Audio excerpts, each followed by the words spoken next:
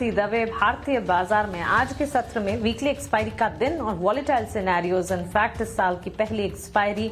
इस वक्त अगर आप देखेंगे उतार चढ़ाव के बीच कामकाज नजर आता हुआ। शुरुआती कमजोरी हमने देखी, उसके बाद बाजार अपने आप को संभालने की कोशिश करता हुआ इस वक्त 26,250 के इर्द गिर्द निफ्टी में कामकाज आप पाएंगे। बैंक निफ्टी में हम देख रहे हैं हरे निशान के साथ करीब 167 अंकों की बढ़त पर 60,200 के पार के स्तर। निफ्टी के मुकाबले बैंक निफ्टी का प्रदर्शन इस वक्त बेहतर। और ध्यान रखिएगा क्वार्टरली अपडेट्स जो आना शुरू हुए वो भी बैंक्स एंड फाइनेंशियल्स के आए हैं, सो यहां से एक मोमेंटम जो है वो बिल्टअप होता हुआ नजर आ रहा है। सेंसेक्स में करीब 200 अंकों की बिकवाली 85,250 के स्तर पर फिलहाल सेंसेक्स कामकाज करता हुआ। इंडिया विक्स में 1.5% की हम देख रहे हैं spike, which is in a way a concern. और इसी के साथ ब्रॉडर मार्केट्स में भी वॉलेटाइल मूव्स हैं। एक्सपायरी के दिन इस तरह की वॉलेटिलिटी होनी चाहिए, मार्केट में एंटिसिपेटेड है। बैंक निफ्टी इस वक्त बाजार को संभालता हुआ। Larger contributors Hindalco, ICICI bank, Bajaj auto, Bajaj Finserv जैसे स्टॉक्स है जहां पर हम देख रहे हैं करीब 2% की मजबूती नजर आ रही है, 2 से 3.5%। On the flip side trend 7% की गिरावट इस वक्त। आगे आपको विस्तार से बताएंगे आखिर इस गिरावट के पीछे की वजह क्या है। Reliance, Tata Motors, passenger vehicle, HDFC bank, eternal जैसे स्टॉक्स हैं जहां से बिकवाली का दबाव इस वक्त नजर आ रहा है। लेकिन चलिए आगे बढ़ेंगे और मिड कैप में भारतीय बाजार में इस वक्त आपके लिए कमाई के मौके क्या बन रहे हैं इस पर गौर करेंगे। एक्सपर्ट को हमारे साथ जोड़ते हैं, उनसे विस्तार से समझते हैं कि बाजार की रूपरेखा को वो किस तरह से देख रहे हैं। हमारे साथ मानस जायसवाल इस वक्त जुड़ गए हैं, मार्केट एक्सपर्ट। मानस, गुड मॉर्निंग, स्वागत है आपका 18 आवर्स स्वदेश पर अपना समय देने के लिए आपका शुक्रिया। सबसे पहले इंडेक्स पर ही आपका नजरिया जानना चाहेंगे। एक्सपायरी और एक्सपायरी के दिन उथल पुथल है बाजार में। गुड मॉर्निंग मानसी जी। तो देखिए निफ्टी करेक्ट जरूर हुआ है, लेकिन स्ट्रक्चर कहीं पर भी निगेटिव नहीं है। मेरा समझना है कि मार्केट का अंडरटोन बुलिश है। अगर आप मॉर्निंग में भी देखें तो जब मॉर्निंग में वीकनेस देखने को मिली तो 10 डे मूविंग एवरेज पे निफ्टी ने सपोर्ट लेके पुल बैक दिखाया है।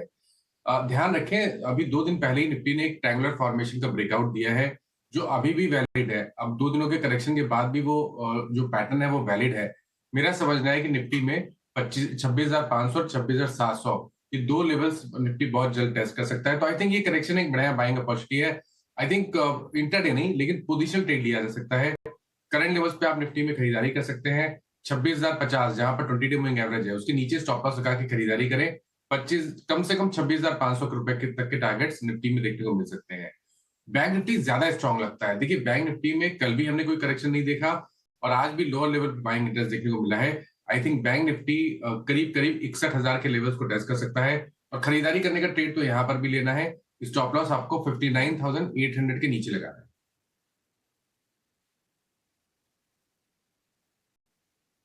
तो चलिए निफ्टी और बैंक निफ्टी पर इस वक्त नजरिया हम देख रहे हैं। बैंक निफ्टी की तरफ से हरे निशान के साथ कामकाज है, बट निफ्टी और सेंसेक्स में हम देख रहे हैं बिकवाली का दबाव। इस गिरावट में भी खरीदारी के मौके ढूंढे जाएं, ये कहना है मानस जायसवाल का। इस बीच रिलायंस जैसे लार्जर प्लेयर्स, बिग बॉय हम देख रहे हैं गिरावट झेलते हुए। रिलायंस ऊंचाई से करीब 5.5% तक फिसलता हुआ दिख रहा है। एचडीएफसी बैंक पर भी नजर रखिएगा जरूर, आज दबाव में है ये स्टॉक। और इनफैक्ट लार्जर प्लेयर्स में जो गिरावट है वो और ज्यादा कह सकते हैं कि कंसर्न पैदा कर जाती है। इसी की तस्वीर हम देखते हैं इंडेक्स पर भी एक रिफ्लेक्शन, एज अ रिफ्लेक्शन आती हुई। दिसंबर तिमाही में लोन टू डिपॉजिट रेशियो बढ़ने से दबाव देखने को मिल रहा है। 2 दिनों में अगर देखेंगे एचडीएफसी बैंक के स्टॉक में करीब 4-4.5% की गिरावट देखी जा चुकी है। मानस, इंडेक्स पर एक नजरिया आपने बताया, लेकिन साथ साथ स्टॉक वाइज आज के लिए आपके ट्रेडिंग आइडियाज क्या होंगे?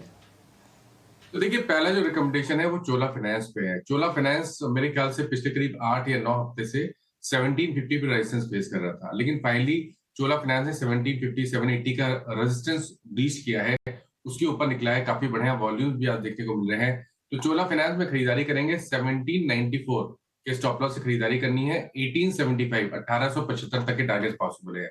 जो दूसरा स्टॉक है वो फोर्टिस का है। फोर्टिस पे एक बॉटम फॉर्मेशन हुआ है। करीब 3 या 4 हफ्ते पहले स्टॉक ने 200 डे मूविंग एवरेज पे सपोर्ट लिया और आज हायर टॉप्स हायर बॉटम्स पे कंफर्मेशन मिला है। आई थिंक स्टॉक तैयार है एक बाउंस बैक के लिए। तो फोर्टिस में 914 के स्टॉप लॉस से खरीदारी करेंगे। 955 तक के टारगेट पॉसिबल है।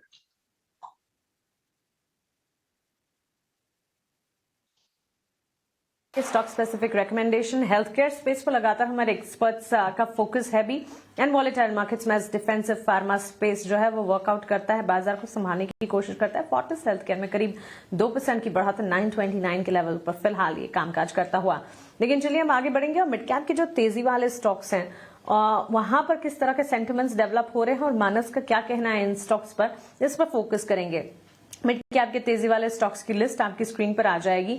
आज ब्रॉडर मार्केट में स्टॉक वाइज एक्शन काफी हद तक नजर आ रहा है और इसमें सबसे आगे नैल्को का स्टॉक खड़ा है। और ये तेजी वाले स्टॉक की लिस्ट के साथ साथ आपके सामने इस वक्त जो सेक्टर्स परफॉर्म कर रहे हैं वो भी रख देते हैं। आज के सत्र में मेटल टॉप परफॉर्मिंग है, उसके ठीक साथ साथ pharma, financial services, IT, banks, ये तमाम सेक्टर्स एंड डिसऑर्डर जहां पर मजबूती है। इसके तरह ऑटो, एफएमसीजी, रियल्टी, एनर्जी और मीडिया, इन सेक्टर्स में गिरावट तो बटा हुआ कामकाज बाजार में।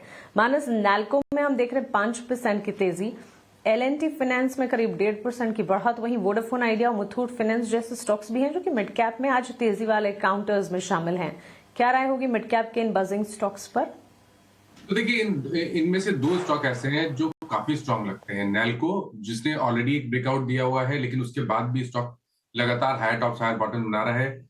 नया निवेश करना या नया लॉन्ग साइड पे ट्रेड लेना थोड़ा मुश्किल जरूर है, लेकिन अगर किसी ने लॉन्ग पोजीशन बना रखी है तो उसको होल्ड करना चाहिए 334 के स्टॉप लॉस से, क्योंकि जो नेक्स्ट टारगेट होगा वो 375 रुपए के आसपास का हो सकता है।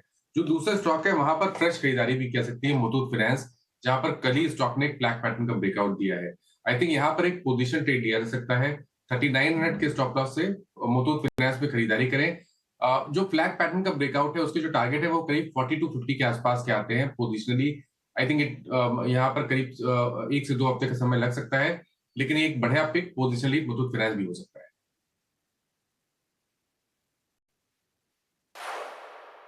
चलिए तो बिल्कुल मिड कैप के तेजी वाले काउंटर्स पर ये एक टिक फिलहाल हमें मिलता हुआ। और मिड कैप में इसके अलावा भी स्टॉक वाइज अगर मूवमेंट की बात करें क्विकली एक बार आपके सामने मिड कैप के तेजी वाले कुछ काउंटर्स रख देते हैं। यहाँ पर इन 4 स्टॉक्स में तो अच्छा खासा एक्शन है। नैल्को टॉप परफॉर्म कर रहा है, एज वी स्पीक बात करते करते 5% से तेजी और ज्यादा बढ़ती हुई नजर आ रही है। लेकिन इसके अलावा अगर आप देखेंगे मैक्स फाइनेंशियल सर्विसेज लिमिटेड है, बैंक ऑफ इंडिया है, एक्सचेंज एंसिलरी में बीएसई लिमिटेड है, वोल्टास जैसे स्टॉक और एसबीआई कार्ड्स, कुछ तमाम काउंटर्स जहां पर हम मोमेंटम बेस्ड कामकाज देख रहे हैं। अब यहां से आगे मिड कैप में गिरावट वाले स्टॉक की लिस्ट एक बार पुल अप करते हैं और उस पर हमारे एक्सपर्ट की राय जानते हैं। Food delivery counters challenge face कर रहे हैं। मानस नए साल की शुरुआत से ठीक पहले गिग वर्कर्स की स्ट्राइक और वहां से हमने देखा था स्विगी इटर्नल में भी बिकवाली का दबाव था, उसके बाद संभले भी नेक्स्ट डे इन इटसेल्फ ये स्टॉक्स, लेकिन वापस से अब गिरावट का दौर झेलते हुए स्विगी में हम देख रहे हैं गिरावट बिकवाली। इसके अलावा मिड कैप के लूजिंग कैंडिडेट्स में और भी स्टॉक्स हैं जैसे एचपीसीएल, प्रीमियम एनर्जीज, इन पे पहले एक राय दीजिए, उसके बाद इसके अलावा जो काउंटर्स जहां बिकवाली है उन पर भी आपसे टेक लेंगे। स्विगी फूड डिलीवरी में गिरावट के पीछे की वजह क्या, ये संभलते हुए दिखेंगे या फिर यहां से अभी फिलहाल दूर रहने की राय होगी? 5% की गिरावट है। वही एचपीसीएल, प्रीमियम एनर्जीज, तो देखिए इटर्नल और स्विगी ये दोनों के स्ट्रक्चर निगेटिव है, लेकिन ज्यादा वीकनेस स्विगी में है क्योंकि स्विगी ने एक बहुत ही इंपॉर्टेंट सपोर्ट था 378 के आसपास, उसको ब्रेक किया है। और इस फ्रेश ब्रेकडाउन के बाद आप उम्मीद कर सकते हैं कि शायद 330 रुपए तक के टारगेट भी स्विगी में देखने को नीचे की साइड पे देखने को मिल सकते हैं।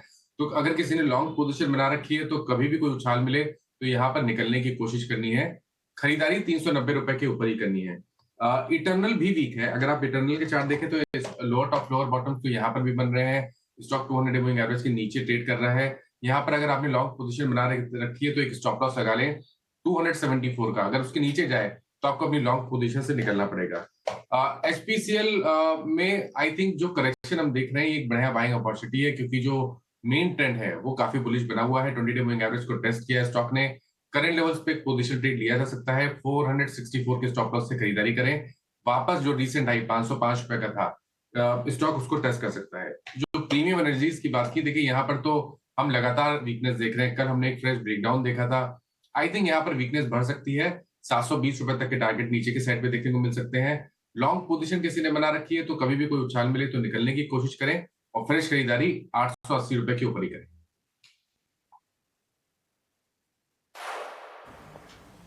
ठीक है, तो चलिए ये रहा है फिलहाल मिड कैप के लूजिंग कैंडिडेट्स पे, लेकिन मानस कुछ और स्टॉक्स हैं जिस पर आपसे टेक जानना चाहेंगे। गुडफ्रे फिलिप्स, ये भी मिड कैप में गिरावट इस वक्त झेलता हुआ दिख रहा है। गुडफ्रे फिलिप्स के स्टॉक प्राइस को एक बार देखते हैं।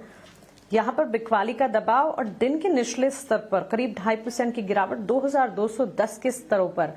क्या राय होनी चाहिए गुडफ्रे फिलिप्स पर? अगर किन्हीं ने एग्जिस्टिंग पोजीशन बना रखी है वो क्या करें? क्या नई पोजीशन के लिए कोई टेक बनता है या फिर फिलहाल वॉच लिस्ट में रखना चाहिए इसे?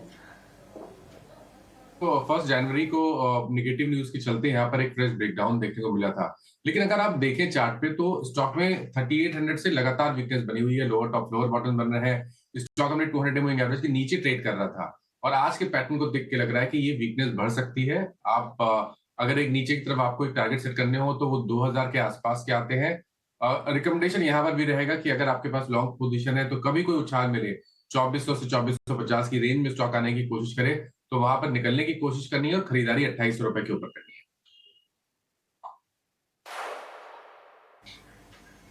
ओके, मानस दो और स्टॉक्स हैं जिस पर आपका टेक जानना चाहेंगे। एक तो ईएमएस कैटेगरी से जुड़ा स्टॉक डिक्सन टेक्नोलॉजीज काफी गिरा है, क्या ये एंट्री अपॉर्चुनिटी दे रहा है? 11,927 के स्तरों पर फिलहाल कामकाज यहाँ पर। और दूसरा फोर्स मोटर्स, इस स्टॉक में भी अच्छा रनअप दिखा था लेकिन वहां से इस वक्त डाउन ट्रेंड्स है। 20,700 के लेवल्स पर फिलहाल कामकाज, क्या यहाँ पर भी एक एंट्री अपॉर्चुनिटी बनती है?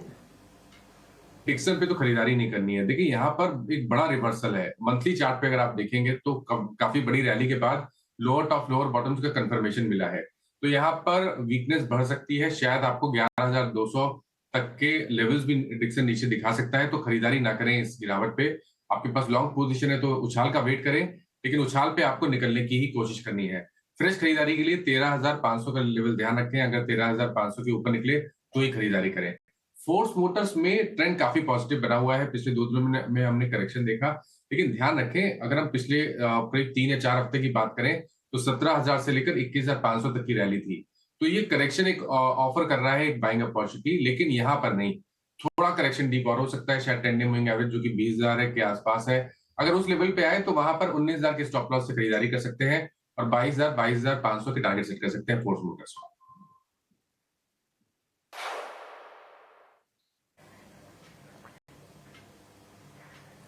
ओके, 22,000 तक के लेवल्स एंटिसिपेटेड है, लेकिन थोड़ा इंतजार करें। फर्दर डाउनसाइड दिखने पर एंट्री अपॉर्चुनिटी फोर्स मोटर में ढूंढने की राय। और इसके अलावा डिक्सन टेक्नोलॉजी फिलहाल यहां से गिरावट का दौर जारी और ये आगे बढ़ सकता है। इसी के चलते से वॉच लिस्ट में रखे, वेट एंड वॉच या रादर अवॉइड कैटेगरी में फिलहाल रखने की राय। मानस डाबर के स्टॉक प्राइस पर एक टेक जानना चाहेंगे। मिड कैप में ही गिरावट वाली लिस्ट में डाबर को भी हमने एडअप किया है। इस वक्त कमजोरी के साथ कामकाज करता हुआ कि एफएमसीजी का खेमा, इस पर कोई राय बनती है और इन पर्टिकुलर डाबर पर क्या करना चाहिए? एफएमसीजी में थोड़ा स्टॉक स्पेसिफिक राय के ट्रेड करना चाहिए। बहुत सारे ऐसे स्टॉक ऐसे हैं जो चार्ट पे काफी अच्छे लग रहे हैं। अगर एक स्टॉक पिक करना हो तो वो मैरिको होगा। मैरिको जिसने कल ही एक फ्रेश ब्रेकआउट दिया, यहाँ पर 750 के स्टॉप लॉस से एक पोजीशन ट्रेड ले सकते हैं। 810 820 रुपए तक के टारगेट देखने को मिल सकते हैं। आपने डाबर की बात की, देखिए डाबर ने डिसअपॉइंट किया है। 2 दिन पहले डाबर ने 200 मूविंग एवरेज को रीगेन कर लिया था।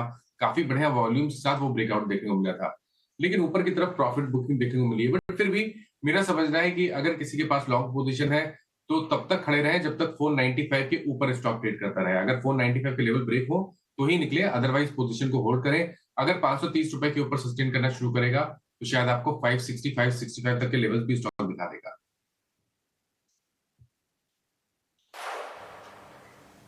एब्सोल्युटली, तो चलिए ये राय डाबर के स्टॉक प्राइस पर हमें मिलती हुई। मिड कैप की ही लिस्ट में एक और स्टॉक है एबी कैपिटल। अब पिछले 6 महीने की चाल अगर देखें मानस, करीब 30 से 32% तक के रिटर्न्स एबी कैपिटल ने दिखाए हैं। 277 के लेवल से 366 तक के स्तर स्टॉक ने देखे हैं। इस वक्त भी इन स्तरों के आसपास ही हम देख रहे हैं कामकाज, लेकिन क्या यहाँ से फर्दर अपसाइड दिखती है और उसे ध्यान में रखते हुए कोई अपॉर्चुनिटी एंट्री करने की राय देंगे आप? तो देखिए एक नॉन स्टॉप रैली देखने को मिली है। 150 रुपए से पिछले मार्च में स्टॉक था 150 रुपए के आसपास और 350 360 के लेवल देखने को मिल रहे हैं। वीकनेस तो कहीं पर भी नहीं है। मेरा समझना है कि अगर आपके पास लॉन्ग पोजीशन है तो पिछले मंथ के लोस को ध्यान रखें। अगर उसके नीचे जाए तो ही अपनी लॉन्ग पोजीशन से निकले। तो 340 के स्टॉप लॉस से पोजीशन को होल्ड करें। अगर स्टॉक 370 72 के ऊपर निकलेगा तो शायद आपको 400 रुपए तक के प्राइस भी देखने को मिल जाए।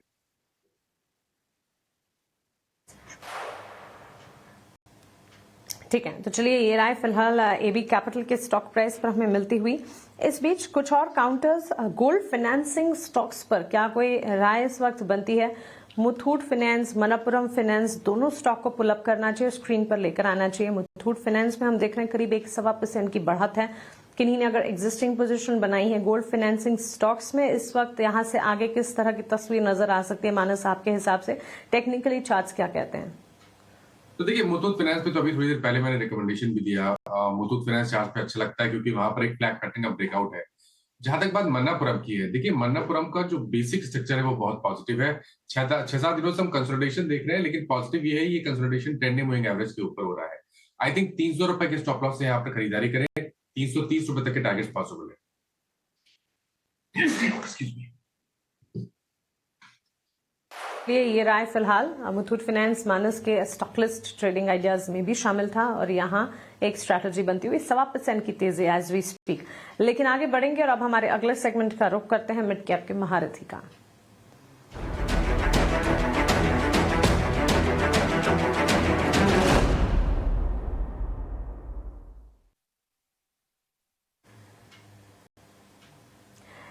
एसबीआई कैप सिक्योरिटीज के head of research Sunny Agarwal हमारे साथ जुड़ गए हैं। सनी, गुड मॉर्निंग, स्वागत है आपका 18 आवर्स स्वदेश पर। बताएं आज का महारथी स्टॉक क्या होगा? या गुड मॉर्निंग एवरीवन। आज मिड कैप के तौर पर मैं मिंडा कॉर्प को चूज करना चाहूंगा with a price target of 680 rupees and investment horizon of 6 to 12 month. Basically one of the leading auto ancillary company है जो predominantly two wheeler, commercial vehicle, passenger vehicle में अपने प्रोडक्ट सप्लाई करती है। इनके जो की प्रोडक्ट्स है वो वायर हार्नेस है, जहां इनका 30% से ज्यादा का मार्केट शेयर है when it comes to two wheeler and passenger vehicle. And at the same time access system जो हम लॉक सिस्टम कहते हैं उससे एक बड़ा रेवेन्यू का कंट्रीब्यूशन कंपनी में आता है। हाल ही में कंपनी ने एक फ्लैश इलेक्ट्रॉनिक्स करके एक कंपनी उनके साथ 50% का जेवी किया था, जिसके चलते इन्हें कहीं ना कहीं जो ईवी इकोसिस्टम है उसमें एक स्ट्रॉन्ग एंट्री पॉइंट मिला है। और रिसेंटली हमने देखा है कि कंपनी को जैसे इंस्ट्रूमेंट क्लस्टर हो गए नए प्रोडक्ट, या फॉर दैट मैटर सनरूफ हो गए, ऐसे कुछ नए ओईएम नए प्रोडक्ट में कहीं ना कहीं एंट्री मिली थी।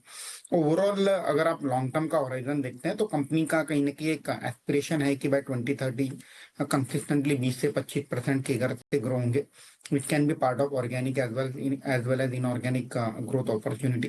तो मुझे लगता है कि एक long term sustainable growth story है when it comes to auto ancillary play.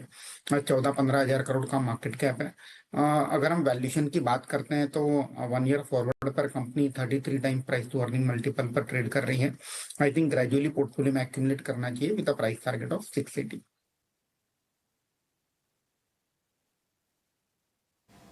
चलिए, तो बिल्कुल मिंडा कॉर्प 6 to 12 मंथ्स का टाइम फ्रेम, लंबी अवधि को मद्देनजर रखते हुए 680 के टारगेट्स को ध्यान में रखें। खरीदारी के मौके यहाँ पर 597 के स्तर पर फिलहाल कामकाज, एक अच्छी अपॉर्चुनिटी बिल्टअप होती हुई। सनी, आपसे मार्केट पर भी एक नजरिया जानना चाहेंगे।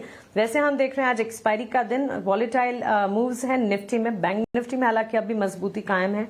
कैसे देख रहे हैं बेंचमार्क्स को आप? आई थिंक मार्केट जो है हायर लेवल्स पर अपने लाइफ हाई के आसपास कहीं ना कहीं कंसोलिडेट कर रहा है। मुझे लगता है कि अल्टीमेटली जो आउटलुक है at least till the time of union budget positive ही रहेगा। हालांकि बहुत कुछ अर्निंग सीजन से भी ड्राइव होगा जो कि 12 तारीख से किक ऑफ होगा with an large companies like TCS and HCL tech reporting the numbers. तो मुझे लगता है कि ओवरऑल ट्रेंड पॉजिटिव ही के डायरेक्शन में ही रहना चाहिए। Any dip should be an buying opportunity. Sector जो हमें लगता है कि जो शॉर्ट टर्म में बेहतर कर सकते हैं, जैसे PSU bank, auto ancillary anyway is doing well. Metal में हमने देखा है कि नॉन फेरस में काफी अच्छी रैली है, but we feel that post जिस तरह से सेफ गार्ड ड्यूटी लगाई गई है, जो फेरस पैकेज जहाँ एक अंडर परफॉर्मेंस था वहां भी एक अच्छी खासी रिकवरी आने वाले कुछ दिनों में देखने को मिलेगी। एंड सिलेक्टिव कंजम्पशन स्टोरीज जहाँ मुझे लगता है कि अपकमिंग समर सीजन से रिलेटेड जैसे कंपनीज है जैसे वरुण बेवरेजेस, अंबर, पीजी इलेक्ट्रोप्लान, इनमें एक ग्रेजुअल एक्यूमुलेशन का मौका मुझे लगता है कि हो सकता है, और शॉर्ट टू मीडियम टर्म में एक डिसेंट रिटर्न वो वाले पैक में भी बनते हुए दिखेगा। बिल्कुल सनी, बहुत शुक्रिया आपका हमारे साथ जुड़ने के लिए, मिड कैप की महारत ही स्टॉक में बताने के लिए और साथ ही बाजार पर भी एक टेक देने के लिए। मानस जी, आपका भी शुक्रिया हमारे साथ जुड़ने के लिए, बाजार पर अपना नजरिया, साथ ही मिड कैप पर और ओवरऑल मार्केट्स पर अपने आइडियाज हमारे साथ शेयर कर